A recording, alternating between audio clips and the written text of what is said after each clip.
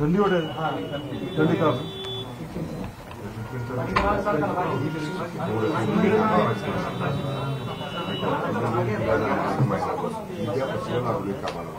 तब्येतीची काळजी घ्या पूर्ण दवाखान्यात जातात बिलकुल गडबड पूर्ण तिकडून काढत होतं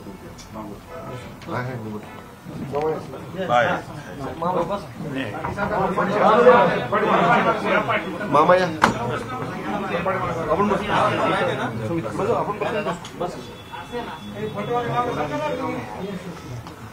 काय घेतला का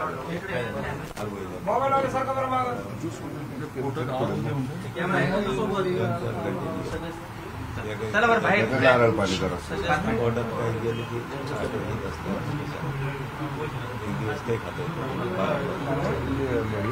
नारळ पाणी नाही तर मोसंबी ज्यूस थोडं काही चमच्यानं खाऊ कशाला तुम्ही हाय करायला आले काय सांगायचं आणि गर्दी पण जरा कमी करा काय पूर्ण विश्रांती मिळाली पाहिजे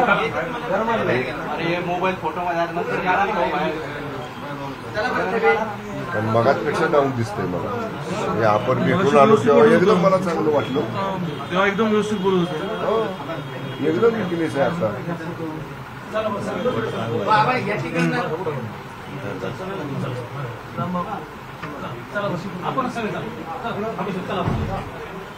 आराम करू द्या असं माझं पूर्ण काय आता गर्दी एसी नाही थंडी वाजते थंडी वाजते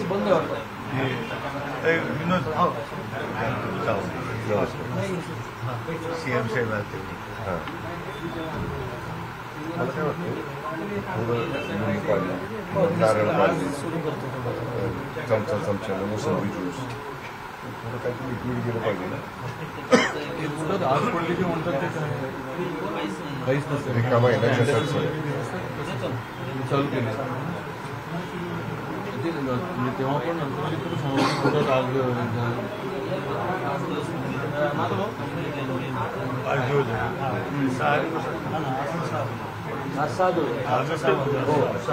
मुंबईला तुम्हाला वाटत नाही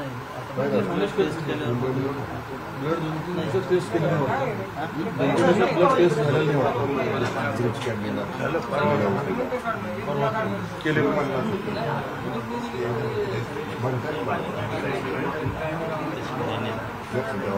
मला मित्र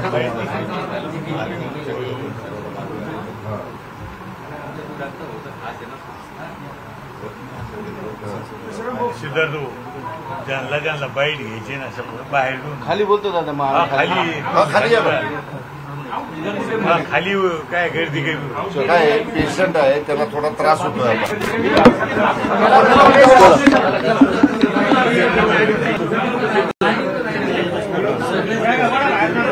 आपण खाली थांबू सगळे खाली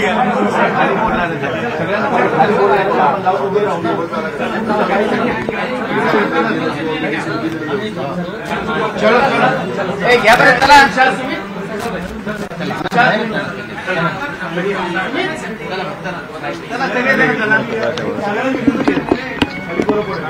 फ्रेम ऑनर आहे अरे ये किसका है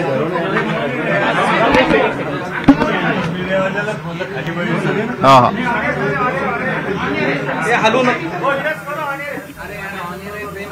अरे त्यांना मोकळीक पाहिजे म्हणता यार ते तुम्हाला बी कळत नाही यार काय प्रत्येक वेळेस काय गाणी घालून ठेवता माहिती ते म्हणतायच ते आम्हाला बोलू द्या तर जाऊ दे बोलू दे आपलं काय करायचं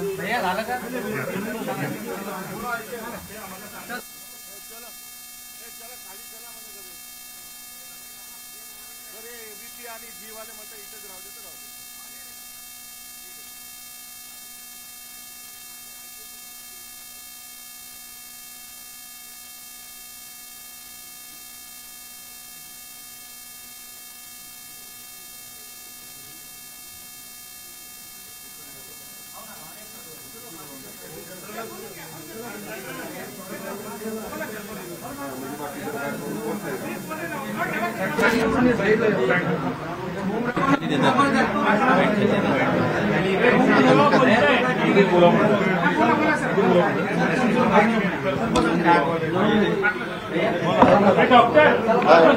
राहून तिथे घ्या बस. दादा बसून राहा, बसून. बाबा बसा तुम्ही इथे. तुम्ही या इकडे अलीकडे. आहे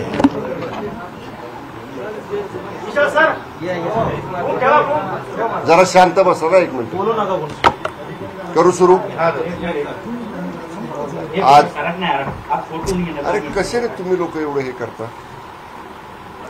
आज मी दुपारी माननीय मनोजदादांना भेटण्यासाठी आणि विनंती करण्यासाठी आंतरवालीला गेलेलो होतो.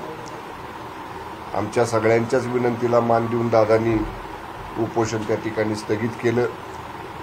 सगळे सोयऱ्यांच्या बाबतीत, कुणबी प्रमाणपत्राच्या बाबतीत असणाऱ्या दाखल केसेसच्या बाबतीत 1 महिन्यात तातडीने निर्णय घ्यावा असं मुदत कालावधी त्यांनी सरकारला दिला. त्यानंतर तिथंच थोडंसं त्यांना अति विकनेस जाणवत असल्यामुळं आम्ही विनंती केली की तुम्ही थोडंसं हॉस्पिटलाइज व्हा. त्याप्रमाणे ते आता संभाजीनगरच्या दवाखान्यामध्ये ॲडमिट झालेत. मी इथल्या डॉक्टरांशी बोललो. 5 दिवस पोटात अन्न नसल्यामुळं थोडंसं त्यांना प्रचंड थकवा जाणवतो आहे आणि त्रास त्यांना होतोय. आता मेडिसिन्स मी डॉक्टर साहेबांशी आता बोललो.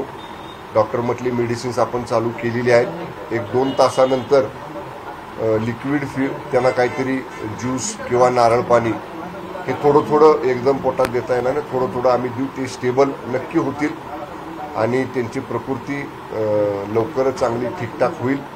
मी त्यांना आत्तासुद्धा इथं विनंती केली की आता मगाशी जसं मी म्हटलं तसं तुम्ही पहिलं तब्येतीकडे लक्ष द्या.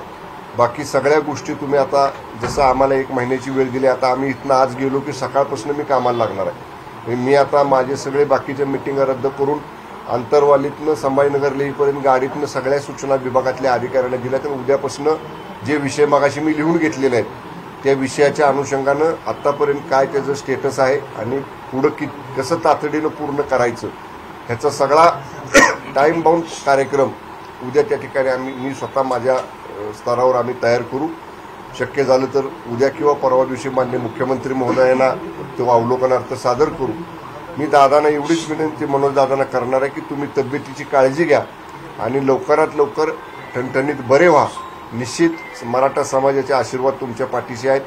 महाराष्ट्राला तुमची गरज आहे आणि तुमच्या संघर्षामुळं एवढा मोठा मराठा समाजाच्या हिताचा निर्णय 10% आरक्षण देण्याचा शिंदेसाहेबांच्या सरकारने घेतलेला आहे.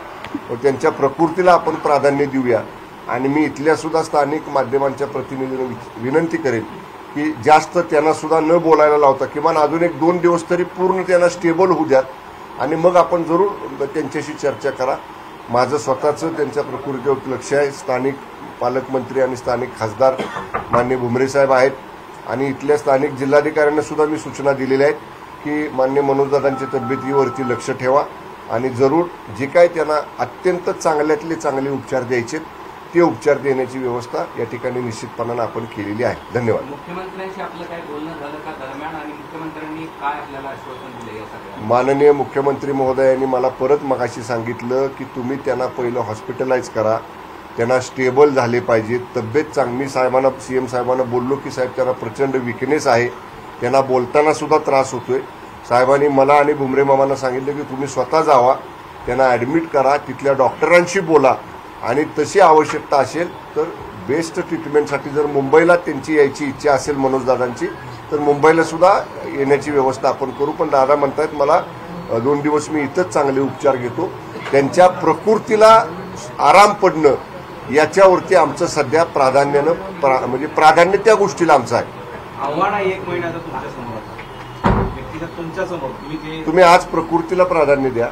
मी बोललोय आणि सरकारचा मंत्री म्हणून जबाबदारीने मी दादांना शब्द दिलाय त्याच्यासाठी 24/7 काम करण्याची आमची तयारी आहे आणि निश्चितपणानं आम्ही त्या मुदतीमध्ये या गोष्टी पूर्ण करण्याचा 100% 1000% प्रयत्न करू.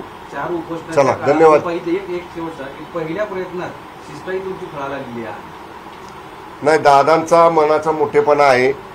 माझे त्यांचे व्यक्तिगत मित्रत्वाचे संबंध आहेत. मी एका राजकीय क्षेत्रामध्ये आहे, ते सामाजिक क्षेत्रामध्ये आहे. पण याच्या अगोदर सुद्धा मी मगाशी त्यांना आठवण करून दिली की मराठा आंदोलन राज्यामध्ये उभं करण्याच्या अगोदर प्राथमिक स्टेजवर जेव्हा होतं तेव्हा माननीय शिंदे साहेबांनी मला दादांच्या बरोबर एक बैठक करायला सांगितलं होतं. वर्षा बघल्यावरती बैठक हॉलमध्ये ती बैठक आमची झाली होती. तेव्हापासून मी दादांच्या संपर्कामध्ये आहे. आमचं एकमेकांचं बोलणं आंदोलन असू द्या, उपोषण असू द्या चालू असतंय. उपोषण नसलं तरी चालू असतंय. त्यांच्या मनाचा मोठेपणा आहे की त्यांनी सरकारला वेळ दिलेला आहे. आता ह्या दिलेला वेळ सत्कारणी लावणं आणि वेळेत त्यांना दिलेले आश्वासनं पूर्ण करणं हे आमच्या डोळ्यासमोरचं सध्या प्राधान्य आहे आणि ते निश्चितपणे आम्ही पूर्ण करू. धन्यवाद. चल, जरा आम्हाला 1-2 मिनिटं बोलायचं. थोडं थांबता सगळे, जरा थोडं आम्हाला 1-2 मिनिटं बोलू द्या.